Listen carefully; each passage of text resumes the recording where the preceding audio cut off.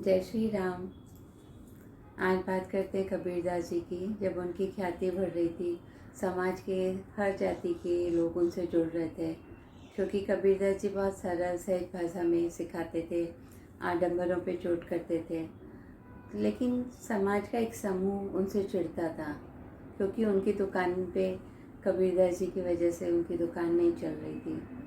तो वो लोग जब कुछ नहीं कर पा रहे थे, तो उस समय का दिल्ली का शासक था सिकंदर लोधी, उनके पास जाते हैं और कहते हैं कि कबीरदास जी का जन्म तो पता नहीं कहाँ कैसे हुआ, लेकिन इसको मुस्लिम माता पिता ने पाला है, लेकिन ये तो हिंदुओं की जैसे तिलक लगाता है, राम नाम जपता है, इस तरह से तो हमारा धर्म खतरे में आ जाएगा, आप कुछ कीजिए। तो कबीरदास जी को दरबार में बुलाया जाता है। फिर कबीरदास जी को सब लोग कहते हैं कि भाई तुम आए हो दरबार में, बादशाह को प्रणाम तो करो, सलाम तो करो। तो कबीरदास जी कहते हैं कि मेरे बादशाह तो एक ही है, भगवान राम।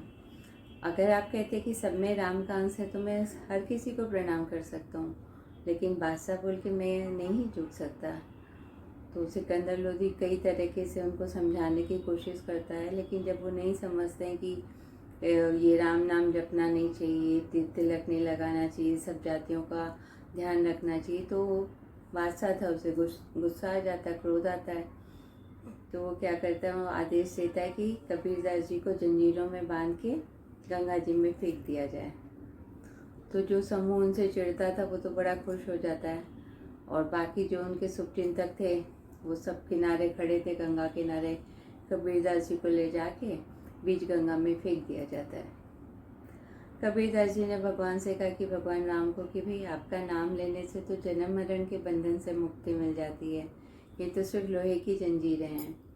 तो भगवान के आदेश से वो जंजीरें खुल जाती हैं और कबीरदास जी तैर के किनारे आ जाते हैं। जो उनके शुभ चिंतक थे वो बड़े खुश हो जाते हैं कि चलो कबीरदास जी सुरक्षित हैं।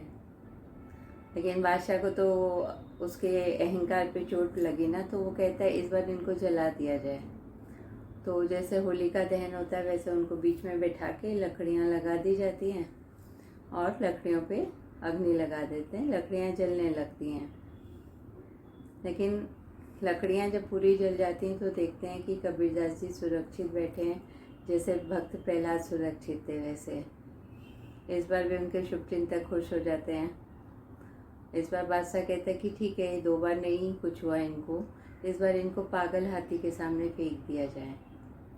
तो कबीरदास जी को से बांध के गठरी जैसे पागल हाथी के सामने फेंक देते हैं, ताकि हाथी उनको कुचल दे।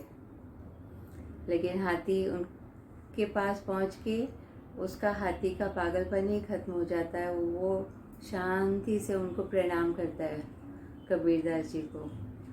और जो उनके शुभचिंतक थे वो सब बड़े खुश हो जाते हैं, और इस बार बादशाह भी हार मान लेता है और जान लेता है, समझ लेता है कि ये कोई दिव्य आत्मा है और उनका ही शिष्य बन जाता है। ऐसे कहा जाता है कि सिकंदर लोधी भी कबीरदास जी का ही शिष्य बन जाता है। तो धन्य कबीरदास जी, जिनको भगवान ने हर परेशानी से निकाला, क्योंकि वो संत हैं, समाज सुधारक हैं, बहुत ही सहज भाषा में सबको सिखाते हैं। ऐसे हैं अद्भुत कबीरदास जी। सबका मंगल हो।